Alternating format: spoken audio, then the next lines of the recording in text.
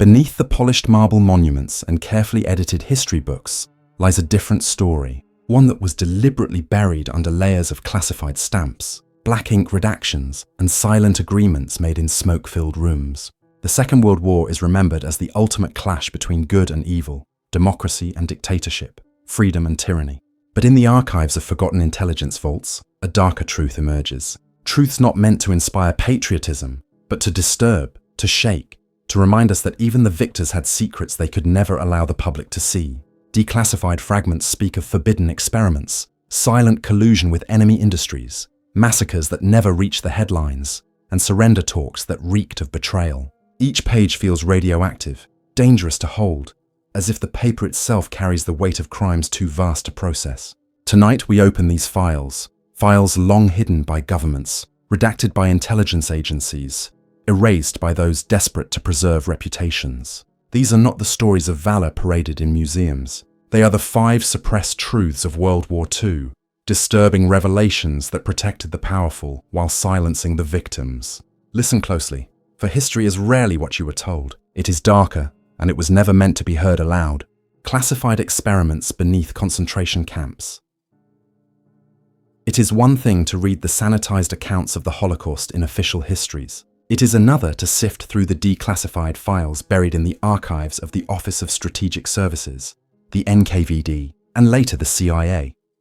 What these papers reveal is not only the mechanized mass murder we already know, but the disturbing reality of what unfolded beneath the very soil of Nazi concentration camps. Hidden laboratories carved into the earth below Dachau, Sachsenhausen, and Mauthausen served as testing grounds for weapons that even the front lines would not see.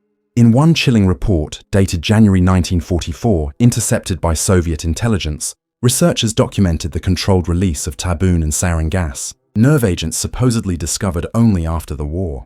Prisoners, referred to only by numbers, were sealed in airtight chambers, while technicians in rubberized suits monitored their twitching, convulsing bodies through reinforced glass.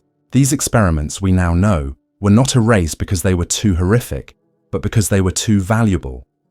The files point to a grim bargain.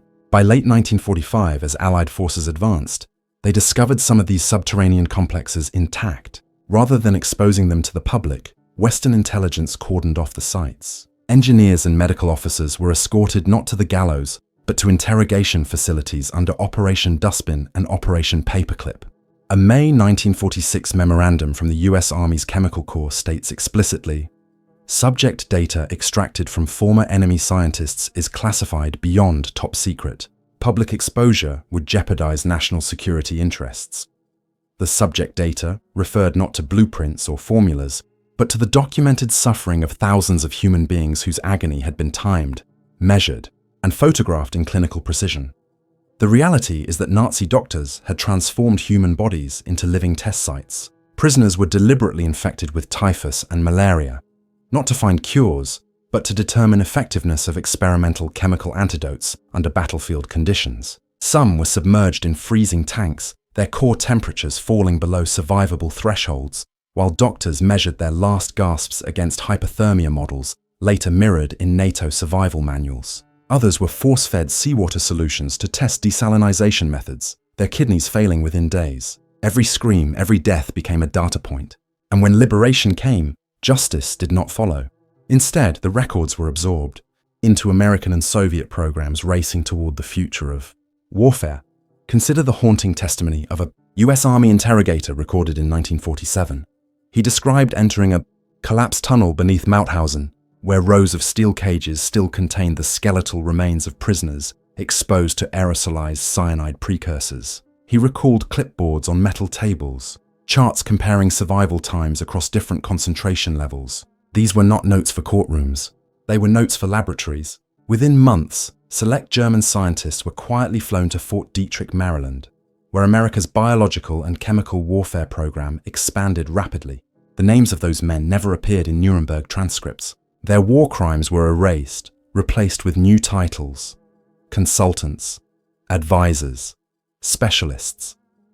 What makes this truth most disturbing is the cold arithmetic behind the suppression. Allied leaders weighed moral outrage against military necessity and chose necessity. A 1948 British Foreign Office cable long hidden in the PRO archives, admitted. Public release of German chemical experiments would risk condemnation of current Anglo-American research. It is not advisable. In other words, the suffering of the nameless dead was not concealed because it lacked evidence, but because revealing it would implicate the victors themselves. By the 1950s, both NATO and Warsaw Pact forces had chemical arsenals shaped by these very atrocities. Nerve agents stockpiled in the tens of thousands of tons carried the ghostly fingerprints of Dachau and Sachsenhausen. When survivors attempted to speak, they were dismissed as traumatized or unreliable. Few were ever allowed to testify at Nuremberg, and those who did found their accounts cut short when they touched on chemical trials. The truth was too radioactive, too threatening to the Cold War order that demanded silence. Families of victims never knew why their loved ones vanished. Their names were filed under lost or died of illness, while in truth they had been catalogued as test subjects. Their deaths were not accidents of war, but deliberate calculations, erased to protect reputations of governments now in possession of their suffering's results. Decades later, fragments of these files surfaced. In 1989, the US Department of Defense reluctantly declassified portions of wartime chemical warfare reports. Among them were hints of Nazi data integration, though the most damning pages remained missing, blacked out, or destroyed.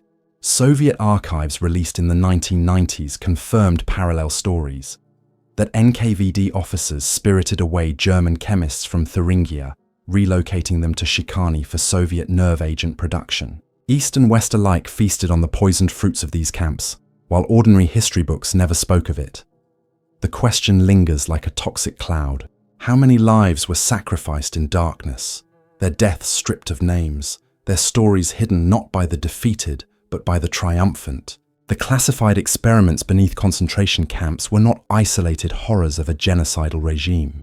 They became the foundation of Cold War warfare, and in the end, justice was never the goal. The priority was power, power harvested from agony, power sealed in files marked top secret, power that remains, even today, a forbidden chapter of World War II. This is why the archives remain disturbing, not for what they reveal about the enemy, but for what they reveal about those who claim to liberate the world. Forbidden pacts with Nazi industry. While the smoke of battlefields still lingers in our collective memory, the deeper archives of the Treasury Department, MI6, and the OSS point toward another story, one not of tanks and trenches, but of balance sheets and oil tankers. Behind the fiery speeches of Roosevelt and Churchill declaring moral war against fascism, telegrams and coded contracts reveal that powerful corporations in the West never severed their ties with the Third Reich. Instead, they quietly maintained, and in some cases expanded, their dealings with Nazi Germany, ensuring that Hitler's war machine was never starved of resources. The files are blunt. These were not rumors or scattered accusations. They were carefully recorded under the secretive umbrella of Operation Safe Haven, a US effort to trace Nazi capital flight into supposedly neutral states. What those files show is damning. American, British, and even Swiss companies were deeply entangled in the economic arteries of the Third Reich, and those arteries kept blood flowing long after sanctions were enacted. Consider IG Farben, the industrial giant that supplied Zyklon B gas to Auschwitz. Its global partnerships with American corporations such as Standard Oil of New Jersey and DuPont are documented in contracts that were not destroyed, but quietly sealed away. One OSS memorandum from 1944 lists critical patents exchanged under the guise of neutral intermediaries, with reference to synthetic rubber and aviation fuel. These innovations kept the Luftwaffe in the air even as Allied pilots risked their lives to bring it down. When American bombers flew over Leuna, targeting synthetic fuel plants, they were, in effect, targeting facilities tied to US business interests. This contradiction was not lost on investigators, yet the results of those inquiries rarely saw the light of day, smothered beneath the justification that post-war reconstruction would require industrial continuity. Switzerland emerges repeatedly in these files, not only as a haven for Nazi gold looted from across occupied Europe, but as a laundering ground for corporate transactions. Bank accounts in Zurich, Geneva, and Basel concealed the transfer of millions of Reichsmarks converted into dollars and francs. American banks, named in declassified safe haven documents, were found to have extended credit lines to German fronts, operating under false identities. One Treasury report from 1945, heavily redacted when first released, listed Chase National Bank and J.P. Morgan among institutions suspected of shielding Nazi-linked assets. None of their executives faced tribunals. Instead, many received promotions in the booming post-war economy. The files reveal why. Exposure would have destabilized Wall Street itself, shaking faith in the very institutions financing America's recovery. Even more disturbing are the files concerning oil. Hitler's armies required enormous supplies of fuel to sustain their blitzkrieg campaigns. Despite blockades, evidence shows that shipments continued to reach the Reich through complex triangulations involving Spain, Portugal, and Argentina. Tankers loaded in Venezuela or Texas offloaded in Lisbon, only to be rerouted under neutral flags to Nazi-controlled Europe. A cable intercepted by MI6 in late 1942 references essential shipments of crude authorized by intermediaries for continuity of contract obligations. In plain words, Western corporations chose profit over war policy, feeding the very enemy their governments were publicly vowing to defeat. These revelations, if made public during the war, could have torn apart the fragile unity of the Allied cause. Thus, they were locked away, labeled sensitive, and only fragments slipped through in post-war hearings. The Nuremberg trials hinted at these economic complicities, but the truth was diluted. Several IG Farben executives were prosecuted. Yet the American partners tied to them never stood trial. Declassified memos show that US officials feared financial chaos if those corporations were implicated. A 1947 State Department document admits full disclosure of Farben connections with US industry could cripple domestic confidence in key sectors. In other words, justice was sacrificed to protect reputations and to secure the post-war order. The victims of Auschwitz, Treblinka, and Bergen-Belsen had their stories told in horrifying detail, but the corporations that profited from their suffering escaped the spotlight. Rebranded as pillars of post-war growth, neutral states were complicit too. Sweden supplied high-grade iron ore to Nazi factories, transported across the Baltic under the watchful eye of German naval escorts. Spain traded tungsten, vital for the production of hardened steel used in tanks and artillery. Both nations maintained official neutrality, while their shipments prolonged Hitler's capacity to fight. Allied intelligence knew. Reports were compiled, filed, then buried, for to expose them would have meant admitting that Allied governments tolerated these flows when it suited them. The war economy, it turns out, was less a battle of good versus evil and more a tangled web of opportunism and collusion. The haunting implication is that World War II, remembered as the Good War, was also a marketplace. Executives in tailored suits signed deals, while soldiers bled on the beaches of Normandy and the deserts of North Africa. The wealth generated by these hidden pacts did not vanish with Hitler's defeat. It flowed into post-war reconstruction, funding the rise of multinationals that still exist today. Their origins are stained with collaboration, yet their histories have been scrubbed clean, leaving only the archives to whisper the truth. This is the disturbing reality buried within the safe haven files. The war was prolonged not only by tanks and planes, but by contracts and shipments made in boardrooms oceans away from the front. To reveal this was to threaten the stability of the very world built after 1945. So it was suppressed.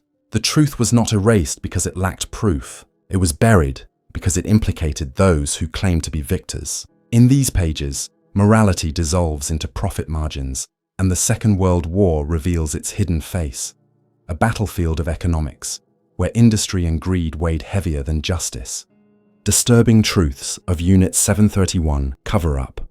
In the icy expanse of Manchuria, hidden behind the high barbed wire of Pingfang, Japan's notorious Unit 731 conducted experiments so grotesque that even Nazi doctors would later express shock upon hearing them described. Officially designated as the Epidemic Prevention and Water Purification Department of the Kwantung Army, it was in truth a massive biological warfare complex where thousands of Chinese civilians, Soviet prisoners of war, and even captured Westerners were reduced to Maruta human logs. Declassified testimonies and once forbidden photographs show bodies dissected alive, lungs collapsing under frostbite trials, and blackened limbs shattered with hammers to measure bone resistance. The air of Pingfang reeked of chemicals, while within, doctors timed the last gasps of their victims, recording death with chilling precision. Yet the most disturbing revelation is not merely what was done there, it is how those responsible escape justice.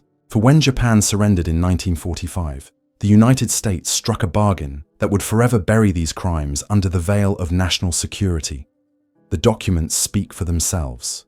In August 1947, a memorandum authored by General Charles Willoughby, MacArthur's chief of intelligence in Tokyo, recommended granting immunity to Unit 731 officers in exchange for exclusive access to their data. By 1948, former Commander Shiro Ishii, the architect of Unit 731's atrocities, was living quietly in Japan, never facing trial at Tokyo like his Nazi counterparts in Nuremberg. Why? Because the US Army had classified his research as invaluable for its own bioweapons program at Fort Detrick, Maryland. A top-secret cable dated January 1949 states, "Information procured from Japanese BW experiments is unique and cannot be replicated. The value of data justifies immunity." In other words, American authorities consciously protected war criminals, trading justice for military advantage.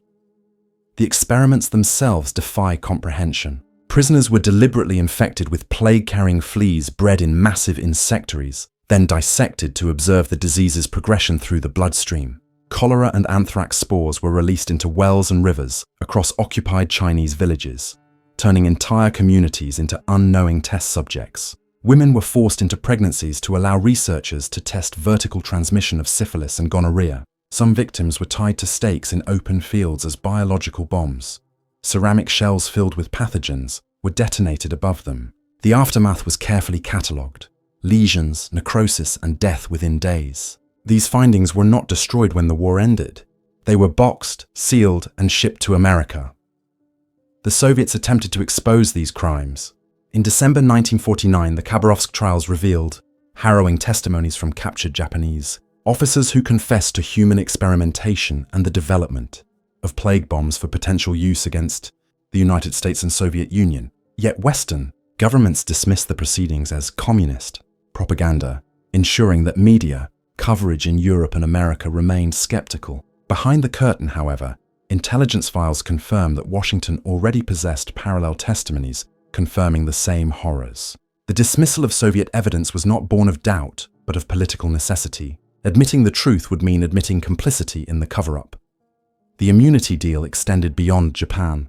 Several senior officers of Unit 731 transitioned seamlessly into post-war careers.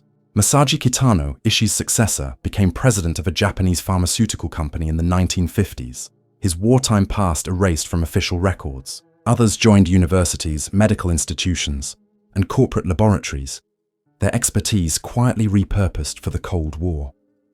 Unlike the names branded into history for Nazi atrocities, these men lived long, quiet lives, their crimes forgotten outside of the secret archives. Their victims, numbering in the tens of thousands, received no acknowledgement, no reparations, not even recognition that their deaths had occurred in the name of science.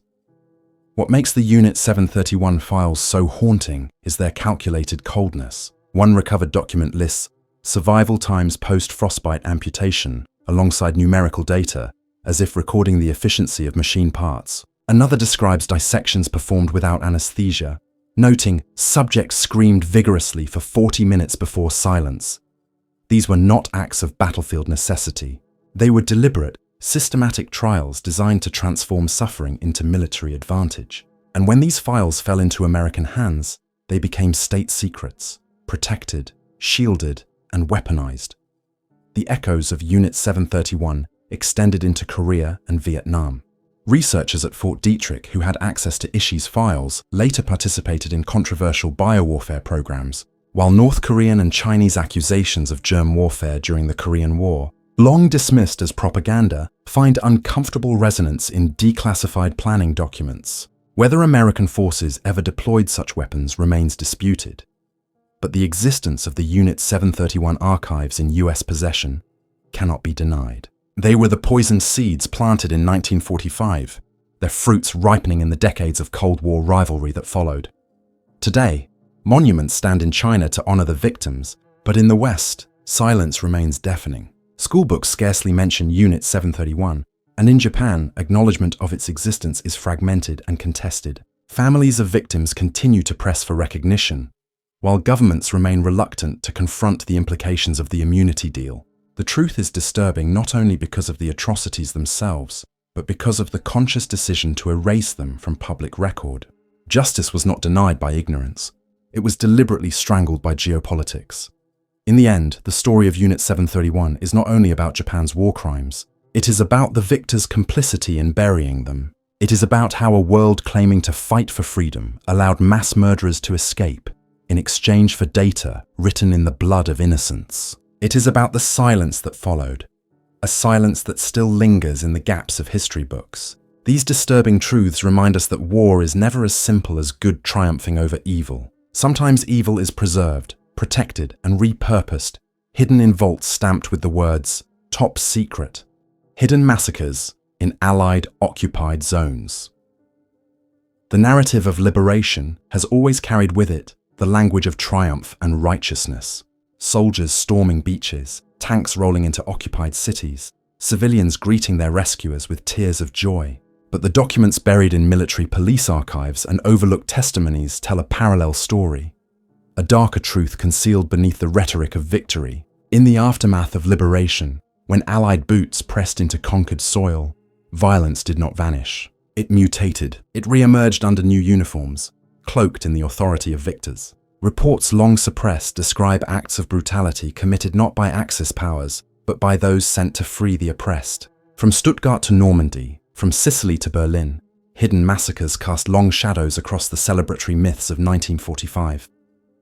The first traces appear in reports filed by the US Army's Judge Advocate General's Office, many marked classified until the late 20th century. One such file, dated June 1945, describes the mass rape of German women in Stuttgart, committed by French colonial troops attached to the First French Army. Thousands of victims came forward, some only teenagers, others elderly, but their accounts were swiftly buried to protect the fragile unity among the Allies. Local German officials pleaded for intervention, sending desperate appeals to American military governors. Yet those appeals were met with silence, the crimes reframed as excesses of war. The French government, facing post-war instability, could not risk scandal. So, the victims were left nameless, their suffering erased from the liberation narrative. In Normandy, the story was no different. When Allied forces secured the region in 1944, not every civilian greeted them as saviors. Some were accused of collaborating with the German occupiers, sometimes truthfully, often not. Resistance fighters, emboldened by liberation, enacted brutal purges. Women accused of horizontal collaboration, often little more than rumors of relationships with German soldiers, were paraded through towns, their heads shaved, their bodies beaten, their shame made into a public spectacle. Some were executed in fields, their deaths never recorded in official military reports. American and British officers saw what unfolded but chose to classify these incidents as local retributions. To acknowledge them openly would have cracked the carefully constructed image of moral liberation. Sicily, liberated by Allied troops in 1943, descended into chaos under occupation. Reports detail summary executions of civilians suspected of fascist sympathies, many carried out without trial. Some villages were razed in reprisal for sniper fire or partisan resistance. These actions mirrored the very brutality the Allies condemned, yet were hidden with encoded language in operational records. Files recovered from British archives reveal one such entry. Population control measures enacted, casualties significant, no further details required. Behind such euphemisms lay bodies buried in shallow graves, never accounted for in official casualty figures. The victims were not enemies of democracy. They were civilians caught in the machinery of vengeance. The Red Army's advance into East Prussia and Berlin unleashed another torrent of violence. Soviet archives opened in the 1990s confirm widespread atrocities. Mass rapes, executions, and looting committed by soldiers drunk on both vodka and revenge. Estimates suggest that over 2 million German women were assaulted, many repeatedly, in the closing months of the war. Commanders knew, reports circulated, but discipline faltered under the weight of hatred for Nazi crimes. To the Soviets, these acts were unrecorded retribution, a grim justice delivered to the Reich. To the victims, they were another invasion, another wave of terror after years of suffering. Western governments knew these reports existed, but during the fragile post-war alliance they muted criticism ensuring that Soviet crimes would remain unspoken in official discourse. Perhaps most haunting are the stories of entire villages erased from maps. In rural France, small hamlets accused of harboring collaborators were sometimes targeted by resistance factions who executed inhabitants en masse. In Eastern Europe, displaced persons who resisted Soviet control were purged in anti-bandit operations, their deaths recorded only as numbers in vague reports. These massacres, committed by forces flying the flags of liberation, were not remembered in parades or textbooks. They were hidden in classified files, whispered in survivor testimonies, too dangerous to admit in a world desperate for heroes. The implications of these massacres strike at the heart of historical memory. If the liberators also committed atrocities, then the moral clarity of World War II dissolves. That is precisely why these files were buried. Governments needed to preserve the image of righteousness to legitimize the post-war order. To reveal the full scope of Allied crimes would have been to risk the credibility of tribunals, treaties, and the fragile hope of reconstruction. The result was silence. A silence that allowed survivors to be forgotten, their pain erased by official omission. But the silence did not last forever. In the late 20th century, as archives opened and historians dug into classified reports, fragments of these stories resurfaced. Testimonies from German women, declassified US Army court-martial records, Soviet transcripts, and oral histories painted a chilling mosaic of hidden massacres. They revealed that liberation was not always salvation. Sometimes it was another chapter of violence, written in shadows. The disturbing truth is that war does not end with surrender. It lingers in the actions of the victors, staining their banners, haunting the legacy of those who proclaim themselves liberators. And it forces us to ask, how much of history has been deliberately sanitized, written not to remember the victims, but to protect the powerful? Hidden Japanese kamikaze superweapon blueprints. The image of the kamikaze pilot, young, determined, and willing to sacrifice his life by crashing into Allied warships, has become one of the most infamous symbols of Japan's desperate final defense. Official histories present this as the pinnacle of fanaticism, a tragic but straightforward tactic designed to slow the overwhelming advance of Allied forces in 1944 and 1945. Yet hidden in Tokyo's post-war archives and in secret US intelligence assessments classified for decades are documents revealing that kamikaze tactics were only the beginning. Japanese engineers, scientists, and naval officers were designing weapons so extreme, so catastrophic in intent, that they blurred the line between human sacrifice and apocalyptic warfare. These blueprints, suppressed after the war, show a vision of suicide weapons that combined advanced engineering with biological terror, a glimpse of a war that could have spiraled into horrors far beyond what the world actually witnessed. The most infamous of these projects was the Kaiten program. Kaiten, literally meaning return to heaven, were manned torpedoes designed to be piloted directly into enemy ships. Each vessel was essentially a modified torpedo, large enough to hold a single human being, sealed inside with controls, a periscope, and an explosive warhead. Once launched from a submarine, the pilot had no chance of escape. By the end of the war, hundreds of young Japanese men had volunteered to become Kaiten pilots, indoctrinated with the promise that their sacrifice would protect the homeland. What was long hidden, however, were the classified documents revealing that Kaiten production was meant to scale into the thousands, transforming entire submarine fleets into suicide delivery systems. Naval records recovered in 1945 show detailed plans for mass deployment against American invasion fleets, a strategy that, if carried out, could have inflicted catastrophic losses in the waters around Okinawa and Kyushu. But the Kaiten were only one layer of a far more disturbing arsenal. Equally secret were the plans for the Oka, nicknamed Baka bombs, by Allied forces, a rocket-powered glider piloted directly into ships. These crude kamikaze jets were only the prototypes. Declassified documents reveal that Japanese engineers envisioned an expanded series of airborne suicide craft, including jet-propelled interceptors with warheads embedded in their nose cones. The intent was clear: to turn every pilot into a missile. The Imperial Navy's research divisions drew up diagrams for fleets of suicide aircraft launched not in dozens, but in waves of hundreds, designed to overwhelm Allied defenses by sheer scale of human sacrifice. Allied intelligence intercepted fragments of these plans in 1945. but the full extent of the designs was suppressed in post-war briefings, as the sheer inhumanity of the concept was deemed too disturbing for public knowledge.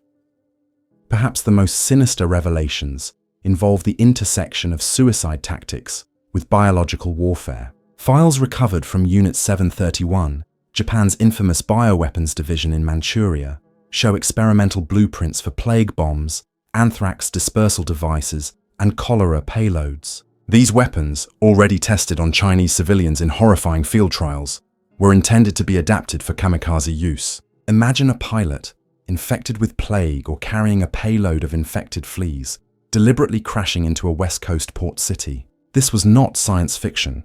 It was a weaponization plan documented in the archives of General Shiro Ishii, Unit 731's commander. Japanese documents confirm that in 1944 and early 1945, discussions took place between Naval Command and Unit 731 scientists about special attack units that would deliver bacteriological payloads directly into American population centers. US occupation authorities deliberately suppressed these files, fearing that public outrage would complicate the delicate process of rebuilding Japan after surrender.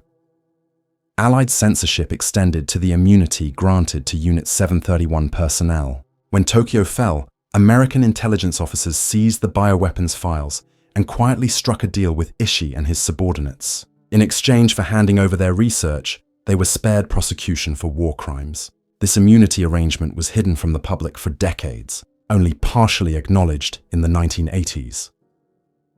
The documents reveal that American scientists valued the data from Japanese experiments on plague, anthrax, and cholera, viewing it as vital for Cold War bioweapons research. The result was a double erasure.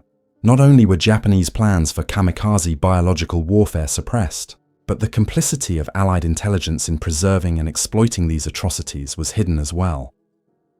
What emerges from these hidden blueprints is a picture of desperation escalating into madness. Japanese strategists knew that conventional military victory was impossible by 1944. The Allied industrial machine dwarfed Japan's capacity, and its cities were already reduced to ashes by firebombing. In this context, the kamikaze was not just a tactic, it became a philosophy of total war, one that extended to every branch of the armed forces. Navy officers planned manned torpedoes, Air Force engineers designed rocket gliders, Army divisions prepared suicide charges and booby-trapped fortifications, scientists explored weaponized disease. The entire nation was mobilized for death, not just in battle, but as an instrument of warfare itself. The classified blueprints preserved in Tokyo's archives reveal that if Operation Downfall, the Allied invasion of Japan, had gone forward, American forces might have faced an onslaught of suicide weapons and biological attacks so horrifying that casualty estimates, already in the millions, would have multiplied beyond comprehension.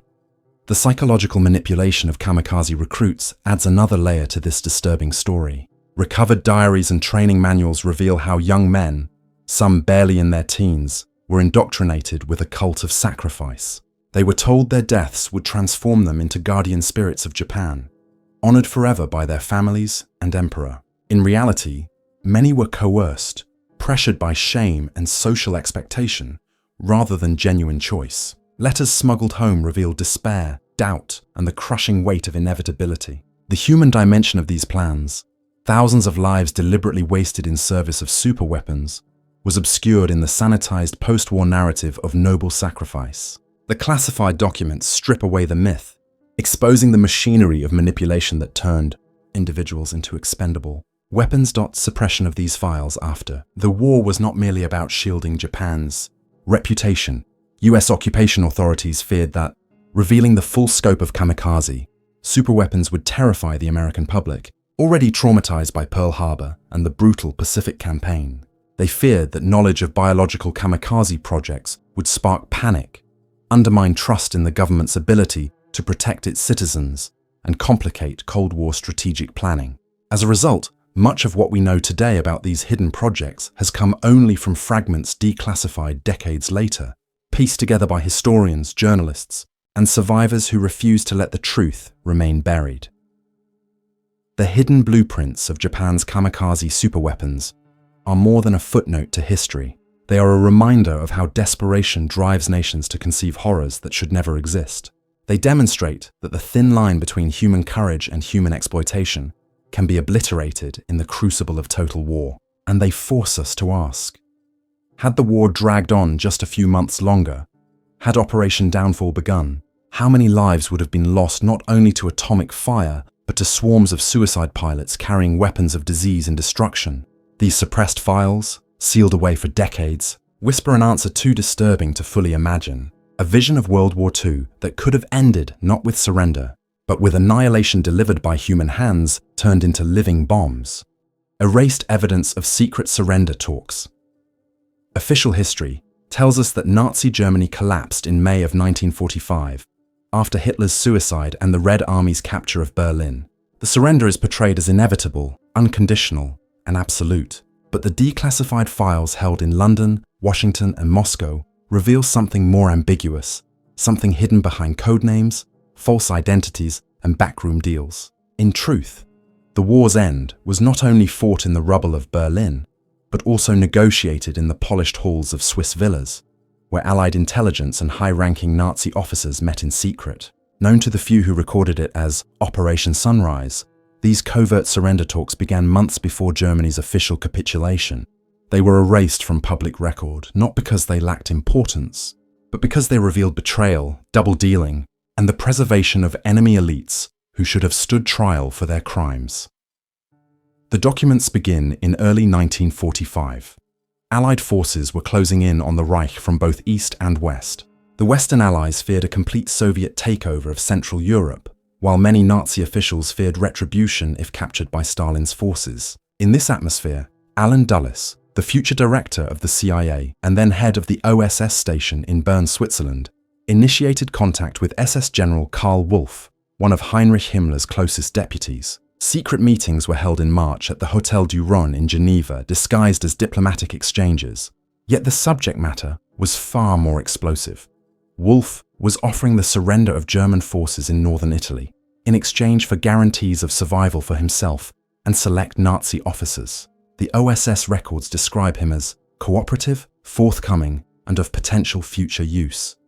These words, buried in intelligence cables, are chilling, for they show not the dismantling of fascism, but its quiet preservation in exchange for political leverage. Stalin knew something was amiss. Soviet intelligence, intercepting fragments of communications, demanded transparency from Churchill and Roosevelt. On April 3, 1945, Stalin sent a furious letter accusing the Western Allies of negotiating a separate peace with the Nazis. Publicly, Churchill and Roosevelt denied it. Privately, their subordinates continued the talks. Operation Sunrise culminated in the surrender of German forces in Italy on May 2nd, a full week before the official capitulation in Berlin.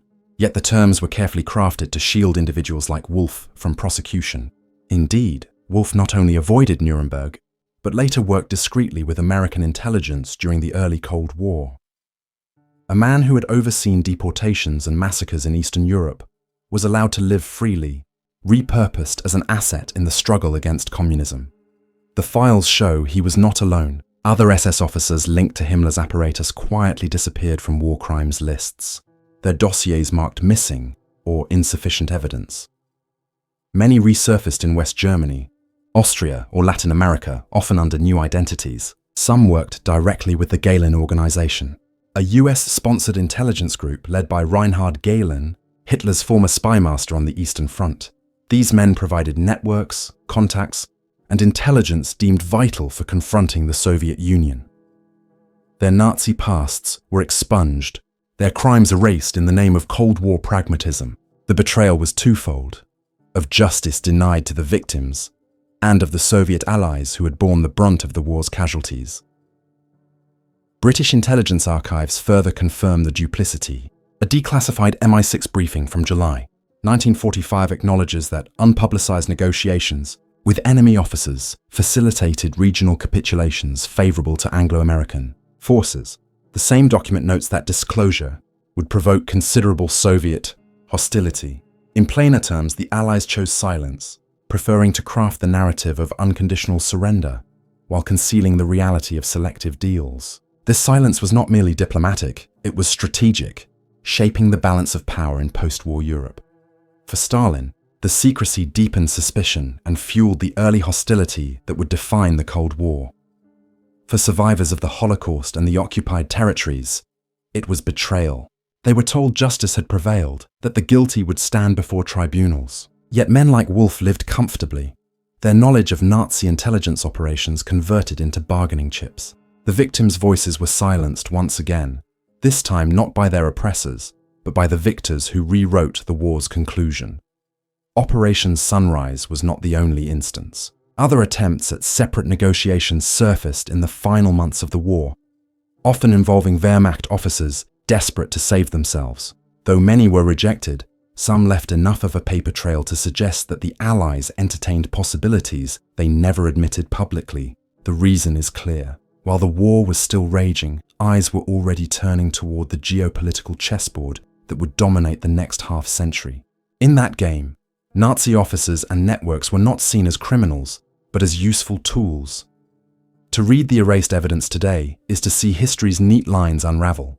The official image of May 1945 as a moment of pure justice collapses into murkier shades of grey. The war ended not with unconditional surrender, but with selective bargains struck in secrecy, and those bargains ensured that the powerful, even among the vanquished, remained protected. The victims had no such protection. Their graves remained unmarked, their justice denied, their suffering overshadowed by the triumphal banners of liberation. The disturbing truth is that victory was not as clean as history suggests. It was tainted by deals made with the very enemy proclaimed vanquished. And those deals were not mistakes. They were choices written into classified files, stamped eyes only, and hidden away for decades. In these erased records, we see how power chose survival and strategy over morality, leaving us with a legacy not of absolute triumph, but of betrayal hidden in the shadows of surrender.